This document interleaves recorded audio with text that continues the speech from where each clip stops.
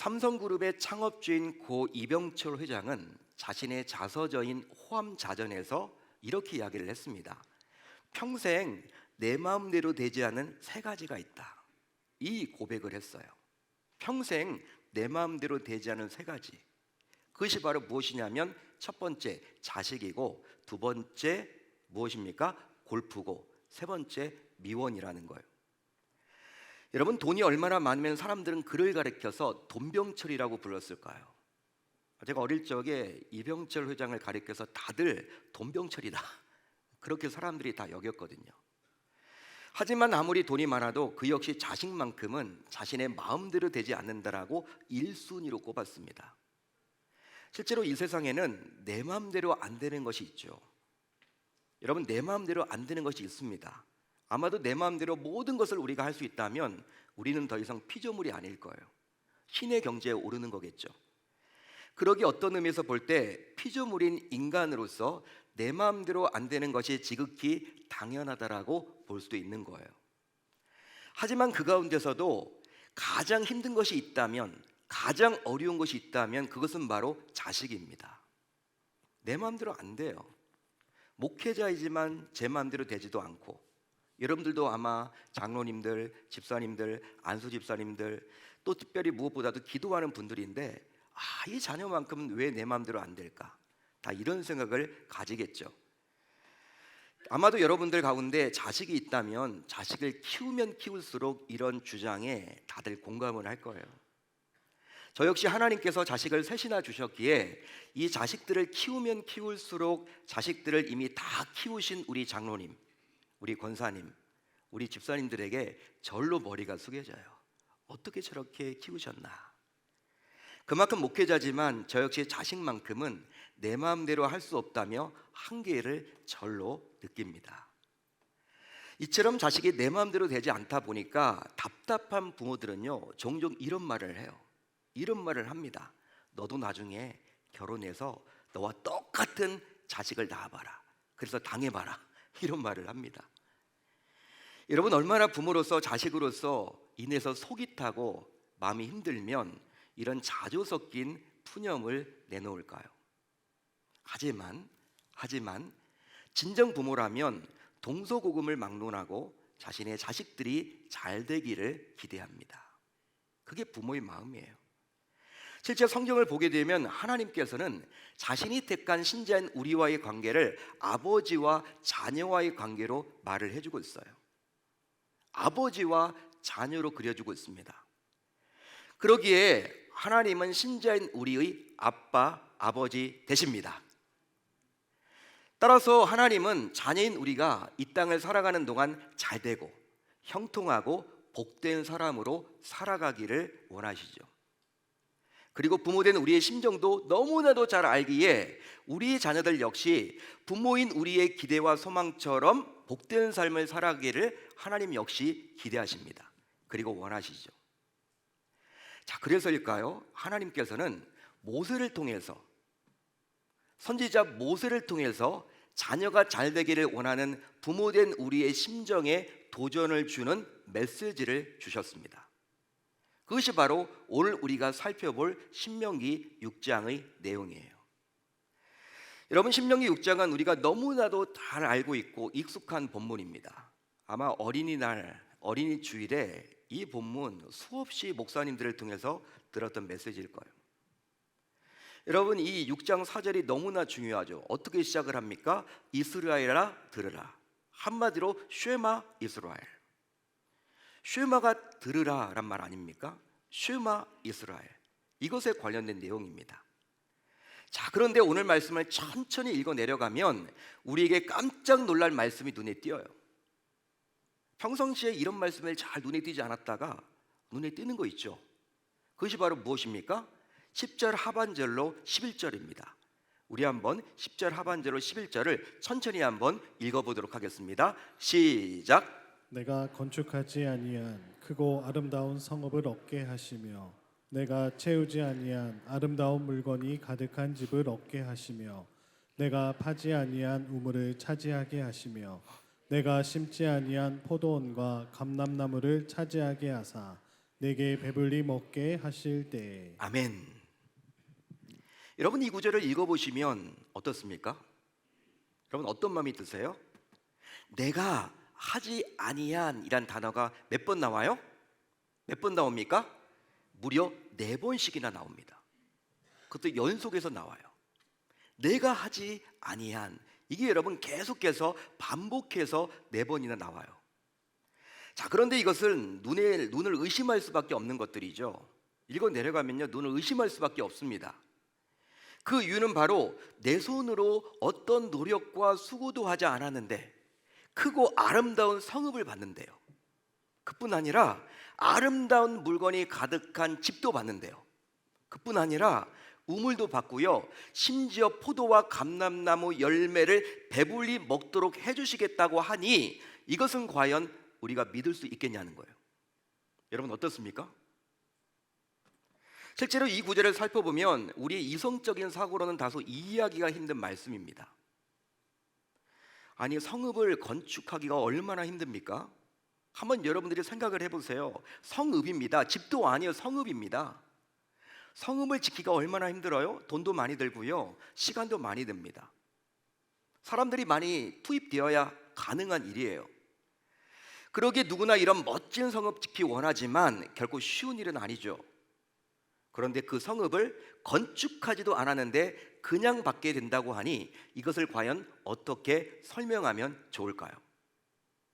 또 내가 채우지도 않았는데 온갖 좋은 물건들이 집안에 채워진다고 말을 해주고 있어요. 아니, 어느 누가 자기 집도 아닌데, 자기 것도 아닌데 자기 돈을 들여서 이런 일을 한단 말입니까? 그러기 이것도 설명할 수가 없죠. 또 있습니다. 물이 귀한 팔레스타인 지역인데 파지도 않은 우물을 소유하게 된다고 하니 이것은 과연 뭔가요? 어떻게 이해를 해야만 하죠? 그뿐 아니라 심지어 심지도 아니한 포도와 감람나무 열매를 배불리 먹게 해주신다고 하니 이것은 또 어떻게 우리가 이해해야 하는 것일까요? 따라서 이 구절은요, 읽어보면 읽어볼수록, 묵상하면 묵상할수록 이해하기가 쉽지 않고 설명하기도 쉽지 않아요. 자, 그렇다면 이 말씀은 그냥 패싱해야만 할까요? 우리가 잘 이해가 안 되니까 그냥 넘어가면 좋은 말씀입니까, 여러분? 우리가 쭉 읽어 내려가다가 이 말씀은 내가 잘 이해가 안 돼, 그냥 패스, 이렇게 해도 좋은 건가요, 여러분? 하지만 우리가 이 말씀을 그냥 무시하고 지나칠 수 없는 것은 바로 무엇이냐면 이 말씀은 바로 하나님께서 우리에게 해주신 약속이기 때문입니다. 그런즉 하나님께서 이 약속을 누구에게 해주셨는지를 우리는 알아야만 하는 거예요. 그리고 이 약속이 성취되려면 과연 무엇을 해야 하는지도 몰라서는 아니 되겠죠. 그렇습니다. 우리는 이미 알고 있지만 신자인 우리가 믿고 섬기는 여호와 하나님은 신실하신 분이십니다. 믿으시면 아멘, 동의가 되시면 아멘. 따라서 하나님께서 해주신 이 약속은 반드시 이루어지며 그 성취를 우리도 볼 수 있습니다.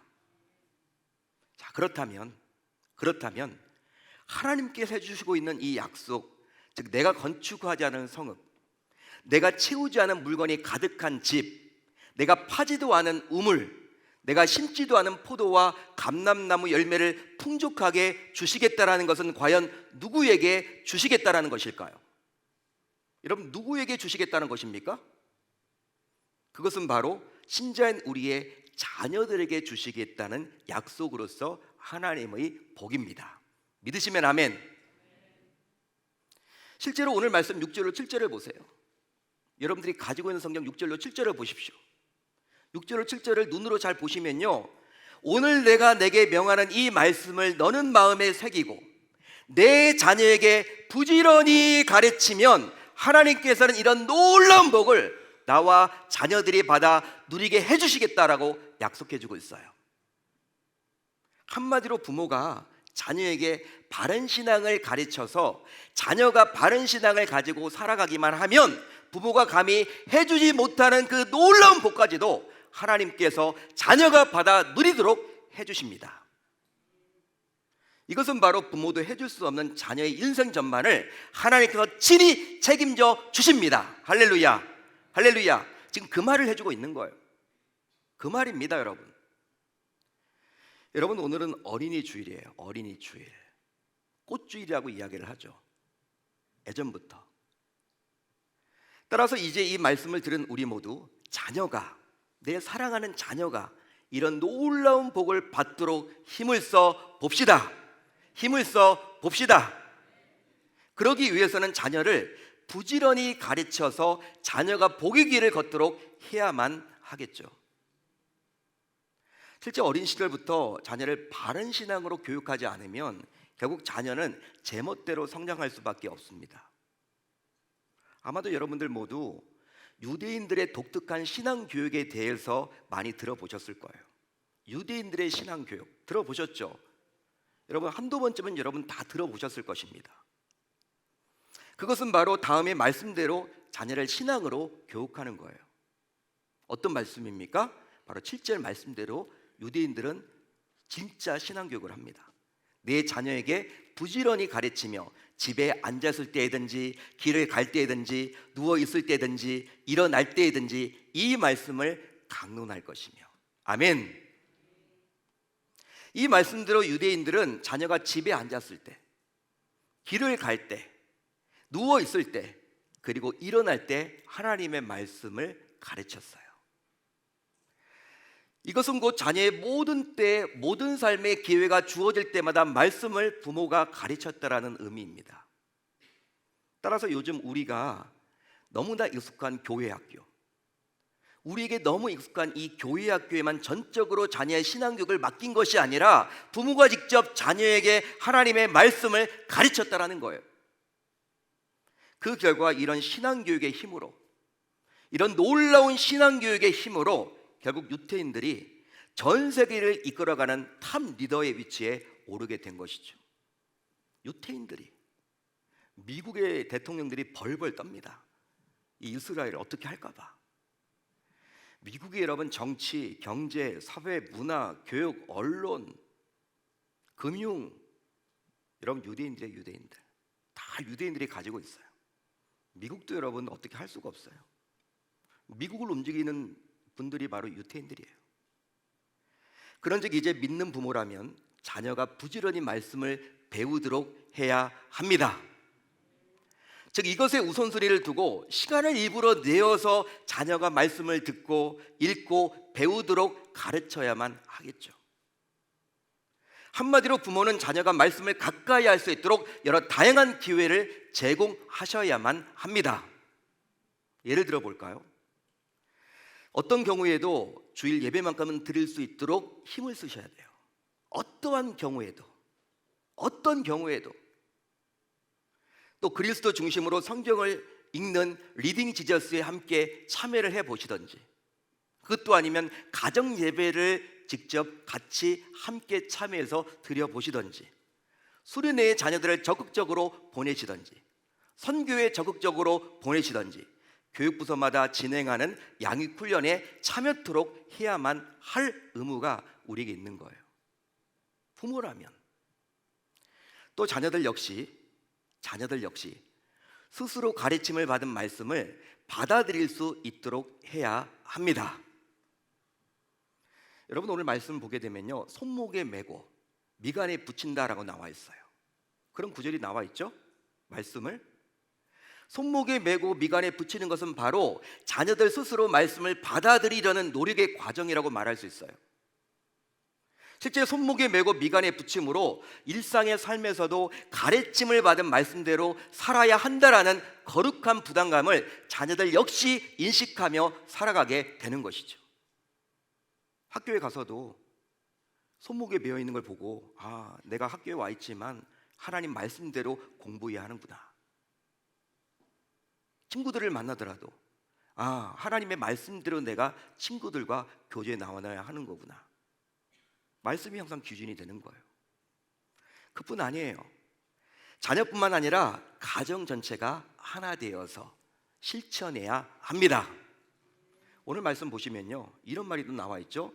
집 문설주와 바깥문에 말씀을 기록했다. 이게 어떤 의미일까요? 온 집안 전체가 자녀들이 말씀으로 성장하도록 마음을 함께 모으고 있다라는 것을 친히 보여주는 겁니다. 한마디로 집안으로 들어오고 집안에서 나갈 때마다 볼 수 있는 곳에 기록을 해서 집안 구성원들 모두 자녀들의 신앙 성장에 관심을 기울인다라는 의미를 담아주고 있는 거예요. 여러분, 하지만 안타깝게도 이렇게 정말 죽도록 자녀에게 열심히 부모로서 가르쳤는데 내 자녀가 이 말씀대로 살지 못하고 받아들이지 않으면 우리는 어떻게 해야 될까요? 우리는 어떻게 해야 될까요? 자녀들에게 말씀을 잘 가르쳤는데 이 자녀가 잘 받아들이면 좋은데 튕겨져 나가. 그럼 어떻게 하면 좋을까요? 바로 부모가 먼저 말씀대로 살아서 참된 신앙인의 모습을 자녀에게 친히 보여줘야 합니다. 이게 답이에요. 이게 답입니다. 쉽게 말하면 부모가 자녀들이 보는 앞에서 하나님의 말씀을 잘 기억하고 그 말씀대로 살아가는 모습을 친히 보여주셔야 하는 거예요. 그러면 부모는 자녀에게 어떻게 살아가는 모습을 보여줘야 할까요? 우리 자녀들에게, 내 살아가는 자녀들에게 어떻게 살아가는 모습을 보여주면 좋을까요? 우선 오직 하나님만 섬기는 신앙을 보여줘야 합니다. 오늘 말씀 4절을 보세요. 이렇게 나와 있죠. 같이 한번 읽어봅니다. 시작. 우리 하나님 여호와는 오직 유일한 여호와이시니. 아멘. 이 구절처럼 어떤 상황에서도, 어떤 형편에서도, 어떤 처지에서도 하나님을 향한 신앙이 흔들리지 말아야만 하는 거예요. 어떤 형편에서도 부모로서 자녀들에게 그걸 보여주셔야 합니다. 또 사랑으로 섬기는 모습을 보여줘야 합니다. 어디에 나와 있습니까? 5절에 나와 있죠. 우리 5절을 한번 같이 읽어봅니다. 시작. 너는 마음을 다하고 뜻을 다하고 힘을 다하여 내 하나님 여호와를 사랑하라. 아멘. 여러분, 명목산 신자가 아니라 이 구절처럼 부모들이 얼마나 진심으로 하나님을 사랑하고 섬기는지를 자녀들에게 보여주고 자녀들이 본받도록 해야만 하는 거예요. 여러분, 교회가 무엇입니까? 우리 주님의 핏값으로 세워진 곳이에요. 여러분, 교회가 보면요, 어떨 땐 답답할 때가 있고 내 생각과 잘 이해가 되지 않을 때도 있고, 왜 교회가 그래? 여러분, 이런 생각이 설령 들더라도 하나님이 여러분 가장 사랑하는 곳이 교회예요. 교회. 하나님이 여러분 뭘 사랑하겠습니까? 자신의 핏값으로 세웠는데 이 교회를 사랑하는 거예요. 정말 자녀들이 교회 다니기를 원하신다면 그 자녀들 앞에서 교회를 사랑하는 모습을 보여주셔야 돼요. 근데 우리는 여러분 교회에 대한 불만, 불평 이런 것들을 하다 보면요, 자녀들이 그냥 여러분 알게 모르게 이게 물들어요. 아, 진짜 그런가 보다. 진짜 그런가 보다. 교회는 나쁜 곳인가 보다. 어느 순간 여러분 떠나버려요. 여러분, 교회가 완전한 곳은 아니지만 그래도 우리가 기도해야 될 곳이고, 불완전하지만 우리 주님이 여기에 마음을 있기 때문에, 또 사랑하시기 때문에 우리가 오히려 안타까운 마음을 가지고 교회를 더욱더 사랑할 마음을 달라고 기도해야 되는 것이지, 그 자녀들 앞에서 교회에 대한 불평이나 불만이나 또 이야기를 한다면 어떻게 되겠습니까? 그건 여러분 정말 어리석은 짓이에요. 교회를 사랑하는 그 모습을 자녀들에게 보여주시기를 바랍니다. 그래서 본받도록 해주시란 말이에요. 또 말씀 중심의 신앙을 보여줘야 합니다. 어디 나와 있습니까? 오늘 말씀 6절. 우리 한번 같이 읽어봅니다. 시작. 오늘 내가 내게 명하는 이 말씀을 너는 마음에 새기고. 아멘. 여러분, 이 구절처럼 부모는 말씀을 머리에만 담아두지 마시고 마음에 담아서 삶과 신앙의 분리가 아니라 말씀으로 삶을 살아내는, 즉 말씀과 삶이 일치된 신앙으로 자녀들을 이끌어야 합니다. 할렐루야. 할렐루야. 여러분, 이제 부모라면 사랑하는 자녀를 하나님에게서 빼앗지 맙시다. 하나님에게서 내 사랑하는 자녀를 빼앗지 맙시다. 이게 어떤 의미냐? 잘 들어보세요. 실제로 오늘 말씀을 잘 읽어보시면요, 우리 아빠 아버지 되시는 하나님께서 내 사랑하는 자녀들에게 복을 주시려고 만반의 준비를 다 하고 계세요. 여러분 말씀을 쭉 읽어보세요. 하나님은 이미 준비가 끝났어. 내 자녀들에게 부어줄 복이 있어요. 그런데 문제는 종종 믿는 부모 때문에 이런 하나님의 복을 자녀가 받지 못하고 날리게 된다는 거예요. 그러기에 명심할 것은 우리 부모로 인해서 하나님께서 준비한 복을 자녀가 받지 못하는 불성사가 생기지 않도록 부모라면 하나님에게서 자녀를 빼앗지 말아야만 하는 것입니다. 할렐루야. 실제 부모가 자녀의 직장과 배우자를 선택할 때 신앙보다도 어떤 눈에 보이는 조건을 자꾸 앞세운다면요, 이것은 결국 자녀에게 돌아갈 하나님의 복을 부모가 빼앗는 꼴이 되는 거예요. 또 부모가 자녀의 대학을 선택할 때 신앙보다도 학벌을 자꾸 앞세우게 되면 이건 역시 자녀에게 돌아갈 하나님의 복을 부모가 빼앗는 것입니다. 그뿐 아니라 자녀가 중요한 입시를 앞두고 있다며 자녀가 대학에 들어간 이후에 신앙생활을 하도록 부모가 이야기했다면 이것은 자녀에게 돌아갈 복을, 자녀에게 누려야 할 그 복을 부모가 받지 못하도록 방해하는 거예요. 그 이유는 바로 현재의 신앙보다도 미래의 신앙을 앞세우며 자녀가 신앙생활을 등한시하도록 조장한 것이기 때문입니다. 여러분 오늘 말씀 15절을 보세요. 아주 무서운 이야기가 나오고 있죠. 우리가 시간 관계상 읽지 않았지만 여러분들이 가지고 있는 성경 15절을 보십시오. 15절 보시면요, 이렇게 나와 있어요. 여호와는 질투하시는 하나님이신즉. 하나님은 어떠한 분이세요? 질투하시니세요. 하나님은 질투하시는 분이십니다. 여러분 이 말은 어떤 의미입니까? 하나님을 떠나려는 자들을 향한 하나님의 안타까운 심정입니다. 그래서는 안 되는데 사랑하는 아들아, 사랑하는 딸아, 왜 나를 떠나려고 해? 여러분 질투하시는 하나님 그 표현 앞에는 그게 담겨져 있는 거예요. 주님의 안타까운 마음이. 그런데 믿는 부모가 아무 생각 없이 하나님에게서 자녀를 빼앗는다면 이런 하나님의 진노가 과연 누구에게 임하게 되겠냐는 거예요. 그런즉 이제부터 믿는 부모인 우리로 인해서 저를 포함하여 여러분들 모두 자녀가 하나님의 복을 받지 못하는 일이 생기지 않도록 우리 모두 하나님으로부터 자녀를 빼앗지 말아야 할 줄로 믿습니다. 사랑하는 성도 여러분, 지금 나와 내 자녀들은 과연 하나님께서 준비하신 복의 길로 가고 있습니까? 또 부모로서 우리의 신앙이 과연 자녀들에게 축복의 통로의 역할을 잘 하고 있나요? 또 마땅히 자녀에게 가르쳐야 할 것을 가르치고 본을 보여야 할 것 본을 보이면서 오늘도 여전히 열심히 살아가고 계십니까? 자, 그러면 여러분들에게 또 한 번 여쭙겠습니다.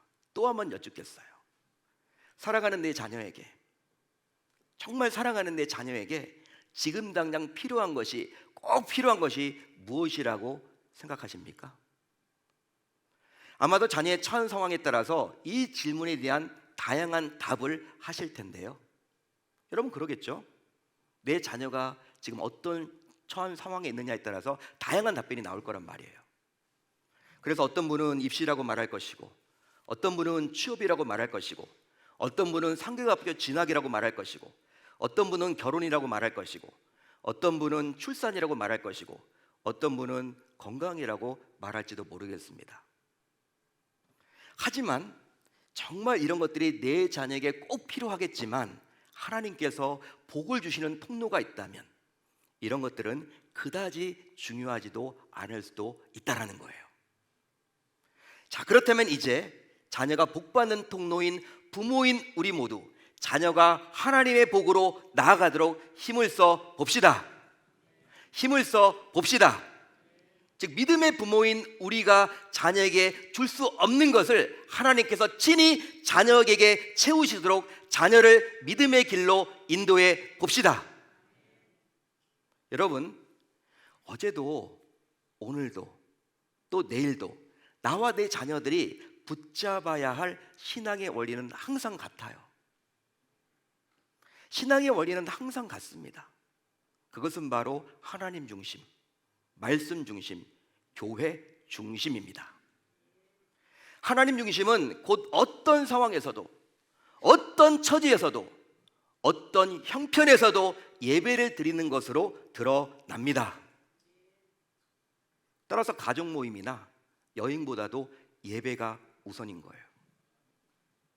또 말씀 중심은 곧 바른 신앙 교육으로 드러납니다. 그러기에 말씀인 성경을 읽고 배우는데 힘써야만 하는 것이죠.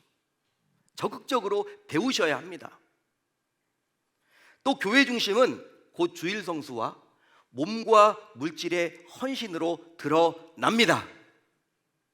그런데 주님의 핏값으로 세우신 교회를 소중히 여기셔야 돼요. 소중히 여기셔야 하고 교회에 나와서 반드시 주일 성수를 하며 교회의 필요를 채우는 각종 헌신을 해주셔야 합니다. 따라서 부모로서 내 자녀를 보았을 때 내 자녀 가운데 이 세 가지 중에서 부족한 면이 조금이라도 보인다면 이제부터 부모인 우리는 그것을 중점적으로 자녀들에게 가르쳐야 할 줄로 믿습니다. 즉 부모로서 자녀들에게 몸소 보여줘야 하는 거예요. 여러분, 저는 오늘 말씀을 한 주간 동안 묵상해 봤어요. 묵상하는데 참 찔림도 많았습니다. 나에게 주신 말씀이구나. 나도 이렇게 못하는데. 계속 여러분 원고를 이렇게 지웠다가 또 썼다가 기도하는 가운데 말씀을 준비했습니다.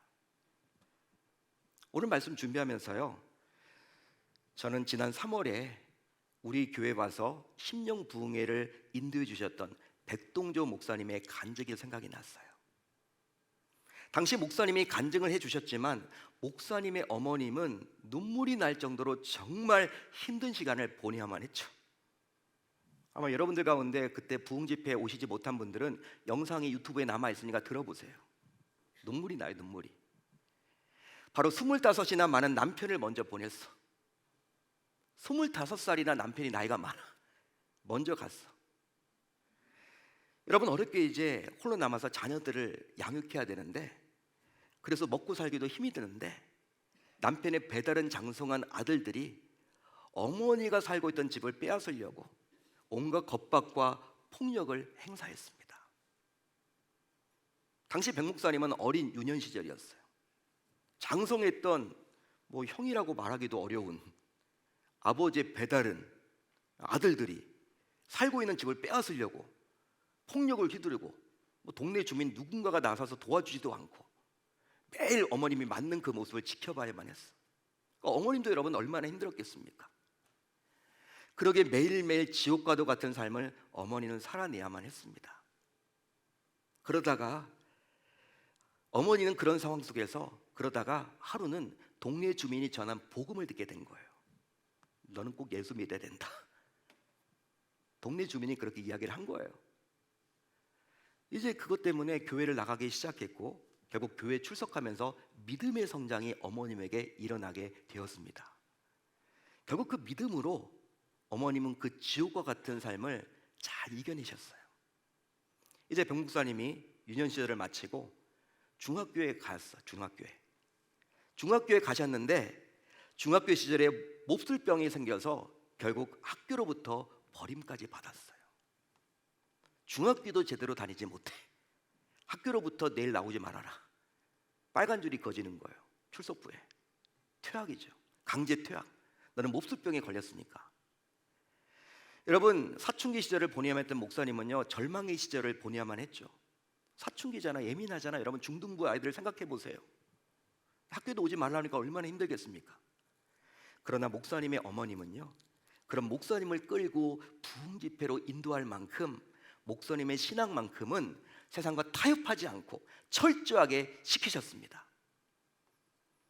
동조야, 학교는 너를 버렸어도 하나님은 너를 버리시는 분이 아니야. 내가 만나보니까 그분은 따뜻하신 분이야. 삶으로 친히 보여주셨어요. 자, 그래서일까요? 오늘 살펴본 말씀대로 목사님의 어머니가 목사님께 해주지 못한 것까지도 하나님께서 목사님께 많은 것들을 부어주셔서 목사님은 본인이 수고하고 노력한 것 이상으로 정말 많은 것을 누리면서 전 세계를 다니면서 지금 복음 전하는 귀한 믿음의 일꾼이 되었습니다.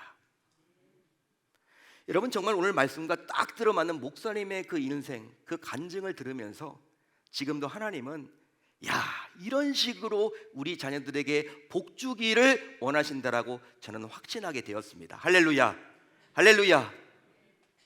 그런즉 이제부터 부모인 우리 모두 자녀를 사랑하지만, 내 자녀를 사랑하지만 자녀에게 줄 수 있는 것이 한정되어 있기에 자녀를 사랑하면 사랑할수록 오늘 말씀을 꼭 기억하셔서 자녀의 신앙교육에 더 관심을 기울이시고 말씀을 잘 가르치셔서 자녀가 하나님께서 주시는 이 놀라운 복의 주인공으로 살아갈 수 있어야 할 줄 우리 주님의 이름으로 축원합니다. 축원합니다.